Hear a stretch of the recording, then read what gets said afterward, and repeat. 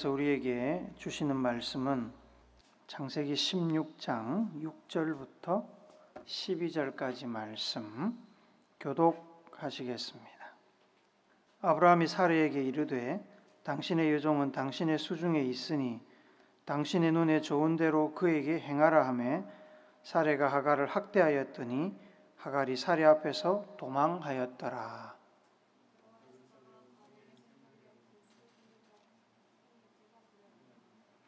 이르되 사라의 여종 하갈아 내가 어디서 왔으며 어디로 가느냐? 그가 이르되 나는 내 여주인 사라를 피하여 도망하나이다.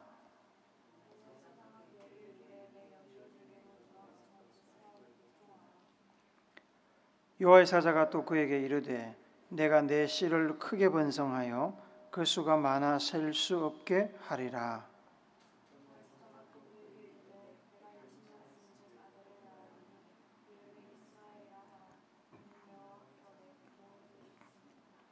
같이 읽습니다. 그가 사람 중에 들나귀 같이 되리니 그의 손이 모든 사람을 치겠고 모든 사람의 손이 그를 칠지며 그가 모든 형제와 대항해서 살리라 하니라. 아멘. 사람들은 저마다 마음의 상처를 다 안고 삽니다. 한 사람도 예외가 없습니다. 다만 사람마다 상처를 대하는 자세가 다를 뿐이지요. 상처를 극복하고자 치료하고자 하는 사람도 있고 모른 척하고 또 모르고 사는 사람도 있고 극복하거나 치료하기를 포기하고 사는 사람도 있습니다. 상처의 크기에 대한 기준은 없습니다. 각 사람은 자기 삶의 무게대로 상처를 느낍니다. 똑같은 사건을 경험해도 그 사건이 주는 충격파는 제각각이지요. 객관적으로 보기에 큰 사건, 큰 충격파가 있을 것이라고 여겼는데 의외로 수월하게 넘어가는 사람도 있고 소소해서 신경 쓰지 않았는데 신경 쓰지 않아도 될 것 같은 작은 사건인데 의외로 크게 휘청거리는 사람들도 있습니다. 충격을 크게 받든 적게 받든 사람들은 옆에 있는 누군가가 자기의 아픔이나 상처를 이해해주고 위로해 주기를 바랍니다만 어떤 말도 위로가 되지 않을 때도 많이 있습니다. 특히 이런 말들은 정말 영양가 없는 말입니다. 너는 그래도 나 정도는 아니잖아. 겨우 그런 일로 뭘 그래. 유난 떨지 마. 다들 그러고 살아. 이런 말들을 듣고 싶어하는 사람 한 사람도 없습니다. 차라리 아무 소리 하지 않는 것이 더 나을 때도 있습니다. 마음속에 상처가 오랫동안 방치되면 가끔은 자연적으로 치유가 되거나 잊혀지기도 하지만 많은 경우에 무의식 속에 가라앉아 있다가 시차를 달리해서 불쑥불쑥 의식의 수면 위로 튀어 올라옵니다. 튀어 올라와서는 우리의 말과 행동에 영향을 끼칩니다. 우리 안에 있는 상처나 아픔에 영향을 받은 말과 행동들은 곱게 표현되지 않습니다. 거칠고 날카롭습니다. 그래서 누군가에게 상처를 입힙니다. 의도하지 않았어도 고슴도치처럼 가까이에 있는 이들을 찔러 피를 흘리게 만듭니다. 10년이라는 시간은 굉장히 긴 시간이지요. 그냥 막 살아도 강산에 변할 시간인데 간절히 바라며 기다리며 견디는 10년은 배나 길게 느껴질 수 있습니다. 누군가를 혹은 무엇인가를 10년을 기다렸다면 모르긴 몰라도 속이 새까맣게 타들어가서 화석처럼 굳어졌을 겁니다. 아브라함 이야기를 하고 있습니다. 아브라함이 하나님의 부르심을 받아서 지도에 나오는 것처럼 하란에서 가나안 땅으로 내려온 지 10년이 지났습니다. 창세기 12장 1절 2절 말씀 우리 같이 읽어봅시다. 시작. 여호와께서 아브라함에게 이르시되 너는 너의 고향과 친척과 아버지의 집을 떠나 내가 네게 보여줄 땅으로 가라. 내가 너로 큰 민족을 이루고 네게 복을 주어 내 이름을 창대하게 하리니 너는 복이 될지라. 이 약속의 말씀을 듣고 아브라함이 하란을 떠나서 가나안 땅으로 내려왔습니다. 가족들을 이끌고 큰 민족을 이루고 복을 받을 것이라고 하나님께서 약속해 주셨습니다. 10년 동안 하나님께서 말씀하신 대로 복을 주셨습니다. 먹고 사는 것이 넘치도록 채워주셨습니다. 받은 복이 너무 많아서 조카 롯과 함께 살 수 없을 만큼 재산이 늘어났습니다. 그래서 갈라서야 했습니다. 그런데 한 가지 하나님이 주시지 않은 것이 있습니다. 후손을 주시지 않았습니다. 오늘날에도 자식이 없는 것이 작은 문제는 아닙니다만 그 시대는 아주 큰 문제였습니다. 당시 사람들은 자손을 통해서 자기 생명을 계속 연장한다고 생각을 했습니다. 그러니 자손이 없다는 것은 그 자신의 생명이 단절된다는 의미지요. 생명보다 더 귀한 것이 어디 있겠습니까? 그리고 그 시절의 산업이라는 것이 농사와 목축, 곧 일손을 많이 필요로 하는 것들이어서 후손을 낳아 일손을 확보하는 것도 중요한 부분이었습니다. 그래서 사람들은 자손의 복을 복 중에 가장 중요한 복으로 생각했습니다. 아브라함은 많은 복을 받았지만 가장 중요한 복을 받지 못하고 있었던 겁니다. 그의 나이가 이제 85세가 되었습니다. 자손을 보고자 하는 간절함으로 가나안 땅에서만 무려 10년을 기다렸습니다만 하나님은 여전히 그에게 자손을 주지 않으셨습니다. 많은 가축과 일꾼들이 채울 수 없는 상실감으로 아브라함의 마음이 힘들었습니다. 아팠고 위축되었습니다. 아브라함만 힘든 것은 아니었습니다. 아브라함보다 더 힘든 사람이 있었습니다. 바로 사라죠. 지금 우리가 읽었던 창세기 16장에는 사레라고 나옵니다. 이름을 바꾸기 전이죠. 아브람, 사레, 나중에 아브라함과 사라로 이름이 바뀝니다. 아이를 낳아야 하는 당사자인 사라는 아브라함보다 10배, 20배 더 큰 스트레스를 받고 있었습니다. 가나안 땅에 정착한 지는 10년 됐지만 본래 고향이었던 갈대아 지방 우르에서 아브라함과 결혼하고 하란으로 이주를 했다가 그곳에서 한동안 살다가 다시 가나안 땅으로 오기까지는 많은 세월을 보냈습니다. 그 인고의 세월을 보내며 간절히 자손을 기다렸습니다. 오래 견뎌온 무거운 스트레스로 인해서 어쩌면 더 임신이 되지 않고 있었는지도 모릅니다. 아이가 생기지 않는 것이 남편인 아브라함의 문제라면 어쩔 수 없다고 할 것입니다. 하지만 아브라함의 문제가 아니었습니다. 후손이 늦어지자 사라가 자신의 몸종인 하갈을 아브라함의 첩으로 주었습니다. 하갈은 곧바로 임신을 했습니다. 아브라함의 생식 능력에는 아무런 문제가 없었다는 뜻입니다. 사라에게 문제가 있었거나 하나님께서 사라의 태를 막으셨거나 했겠죠. 그 당시에 불임의 사유를 과학적으로 이해하고 있었는지는 모르지만 몸종인 하갈이 임신하자 사라가 스트레스를 더 많이 받게 된 것은 틀림이 없습니다. 그때나 지금이나 임신의 문제는 단순한 생물학적인 그 생식 능력의 문제를 넘어서 신의 영역으로 간주됩니다. 그때는 그런 생각이 더 강했습니다. 신께서, 하나님께서 생명을 주셔야만 임신하고 출산할 수 있다고 생각을 했습니다. 하나님께서 많은 자손을 낳고 큰 복을 주겠다고 약속하셨지만 그 약속은 기약이 없었습니다. 그래서 사라는 어쩌면 하나님으로부터 버림받았다는 생각을 하고 있었을지도 모릅니다. 후손을 기다려온 세월만큼 하갈의 임신으로 인해서 사라의 낙심은 마음속에 더 깊은 생채기를 냈을 겁니다. 점점 불러오는 여종 하갈의 배와 함께 사라의 스트레스도 점점 견디기 어려워졌고 터지기 일보 직전에 풍선과 같은 지경이 되었습니다. 후손에 대한 사회적인 중요성만큼이나 후손을 낳지 못하는 여성에 대한 사회적인 압박, 무시, 고통은 상당했습니다. 여러분도 TV에 사극을 보시면 알겠지만 본부인 혹은 왕비가 후손을 낳지 못하면 시댁이나 왕실에서 쫓겨나는 때도 있고요.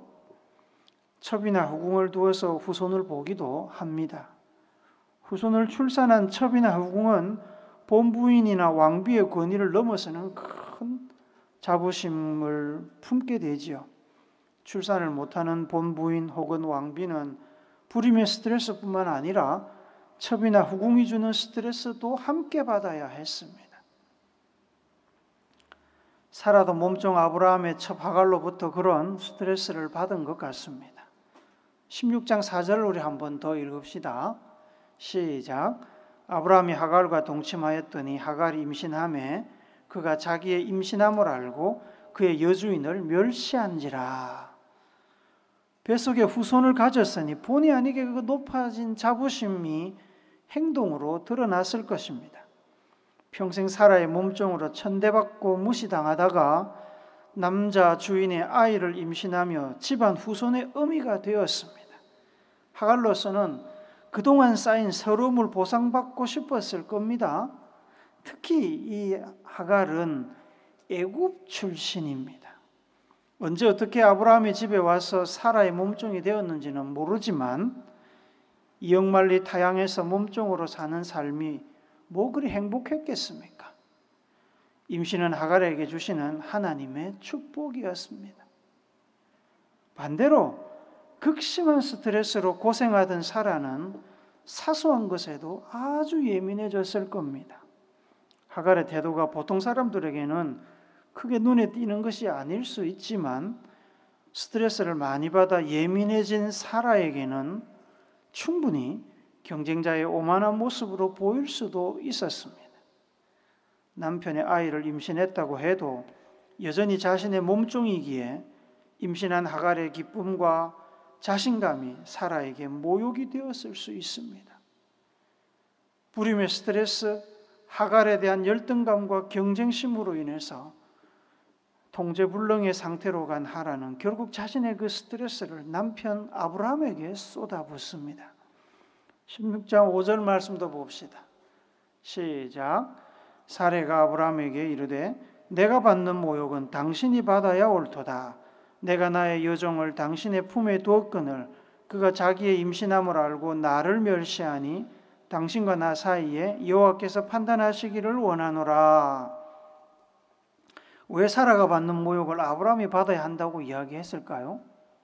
잘 모르겠습니다. 어쩌면 그 아브라함이 일부러 사라에게 임신을 하지 못하게 한다고 생각했는지도 모르죠. 아니면 아브라함이 하갈을 제대로 관리하지 못했다고 불평하는 것인지도 모르고 아브라함이 하나님께 더 열심히 기도하지 않은 탓으로 돌렸는지도 모르겠습니다. 엄밀히 따지자면 아브라함의 잘못은 아니지요. 하갈은 사라의 몸종이고 사라의 관리하에 있습니다. 불임도 아브라함이 아니라 사라가 건강하지 못해서 생겼을 가능성이 큽니다. 하갈을 첩으로 준 것도 사라였습니다.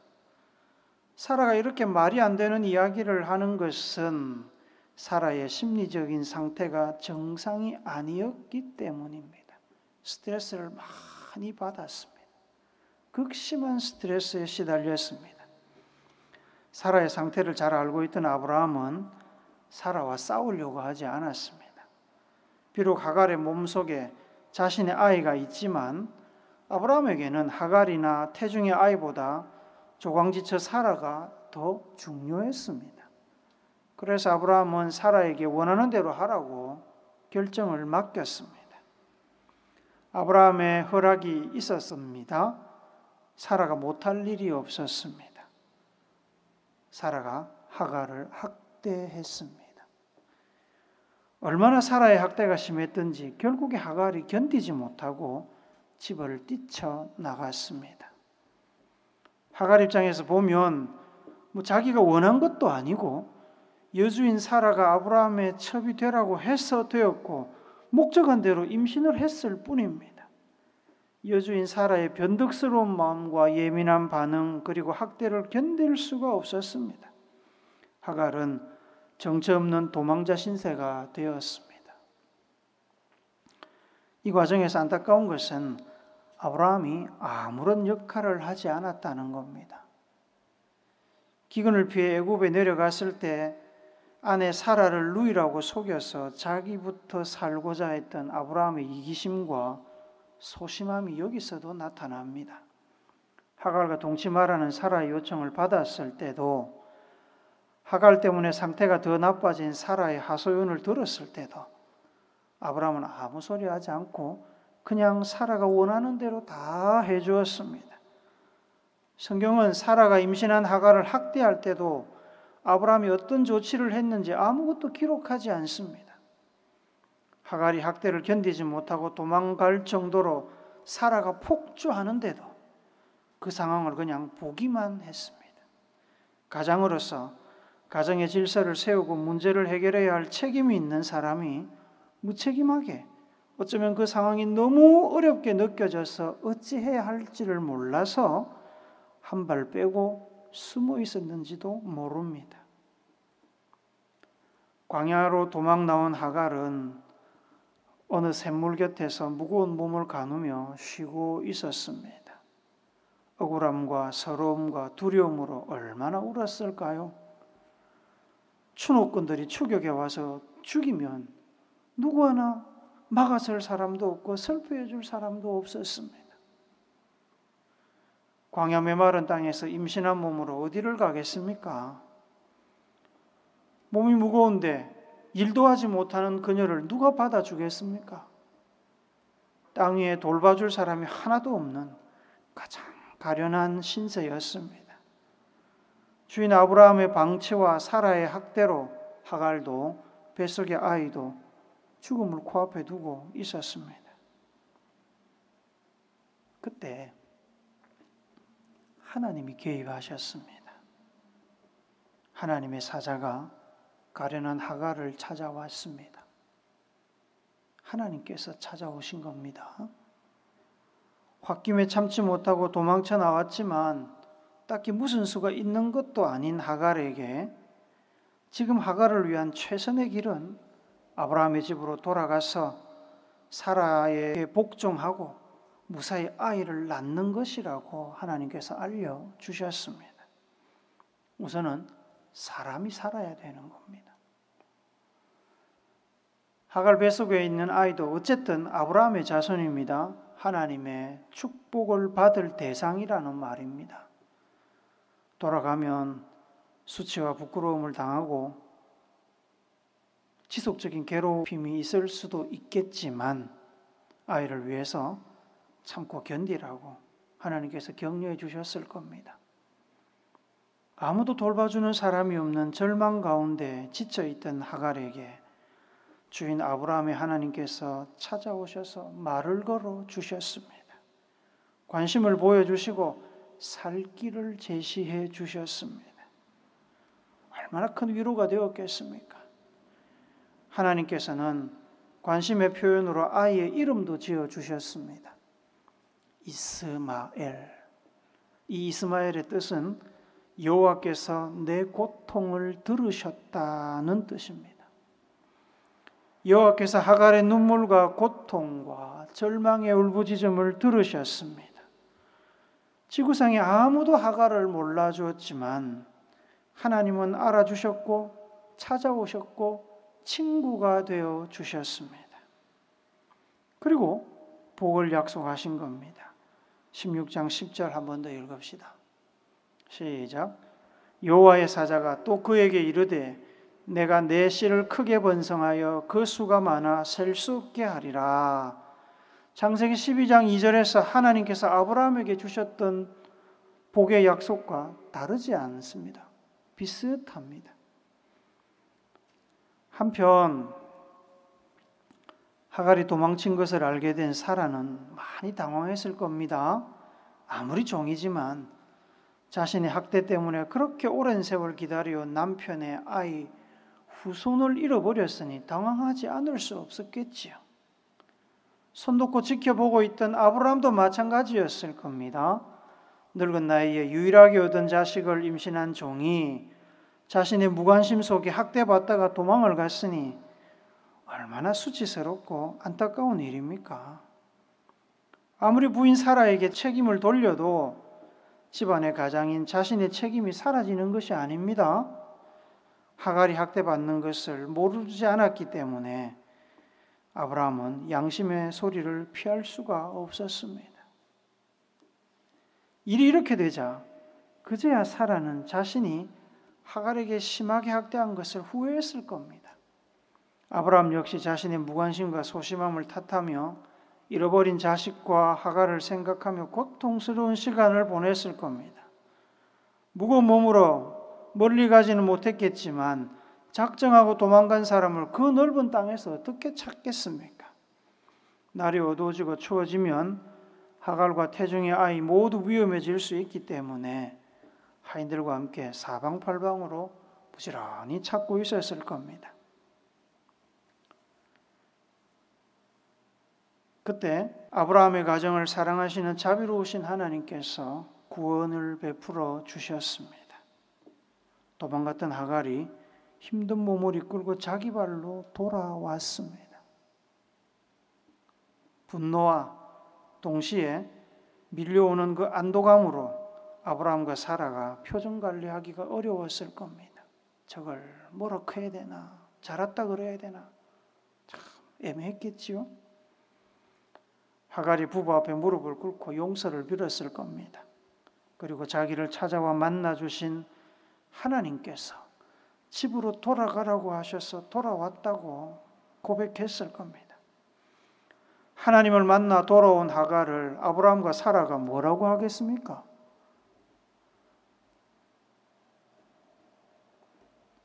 그제 아브라함과 사라는 자신들의 마음의 상처와 무관심, 질투와 분노로 초래한 그 혼란스러운 상황을 하나님께서 조용히 정리해 주신 것을 알게 되었을 겁니다. 하나님의 약속을 기다리지 못하고 하갈을 첩으로 맞은 것부터 하갈을 학대하고 무관심하게 외면했던 그 모든 것들이 생각났을 것이고 회개했을 겁니다. 그런 아브라함과 사라지만 아무런 책망도 하지 않으시고 조용히 사건을 마무리해 주신 하나님께 감사하며 찬양했을 겁니다. 사랑하는 우물교회 성도 여러분, 우리 안에는 우리도 모르게 자리 잡은 아픔과 상처가 있을 수 있습니다. 그 상처와 아픔은 우리의 과거에서 온 것이지만 우리의 현재와 미래에 영향을 끼칩니다. 믿음을 흔들기도 하고요. 주변에 있는 누군가 사랑하는 사람, 소중한 사람을 찌르는 또 다른 가시가 되어서 우리의 삶에 평안을 빼앗아가기도 합니다. 하나님께서 우리의 아픔과 상처를 아십니다. 우리의 약함도 아십니다. 하나님께서는 오늘도 우리 옆에 조용히 서서 우리의 형편과 처지를 살피십니다. 아기들이 온 집안을 돌아다니며 어지러 놓은 것을 부모들이 따라다니며 치우고 정리하듯이 하나님께서는 사랑으로 연약한 우리가 저지른 여러 가지 상황들을 정리하시고 해결하십니다. 하나님을 의지하시고 하나님께 여러분의 아픔과 상처를 아뢰시기 바랍니다. 하나님은 우리의 사랑 많으신 아버지이시고 어머니이십니다. 말씀 두 구절 읽고 설교를 마무리하겠습니다. 여호수아서 1장 9절 말씀 같이 봅시다. 시작. 내가 네게 명령한 것이 아니냐? 강하고 담대하라. 두려워하지 말며 놀라지 말라. 내가 어디로 가든지 내 하나님 여호와가 너와 함께하느니라 하시니라. 시편 23편 4절입니다. 시작. 내가 사망의 음침한 골짜기로 다닐지라도 해를 두려워하지 않을 것은 주께서 나와 함께 하심이라. 주의 지팡이와 막대기가 나를 안위하시나이다. 어떤 고난과 역경, 아프고 힘든 상황을 만난다 할지라도 아브라함과 사라의 하나님, 하갈의 하나님을 믿고 의지하여 문제를 해결받고 위로받고 세임 얻으시는 여러분과 제가 되기를 예수님의 이름으로 축복합니다. 아멘.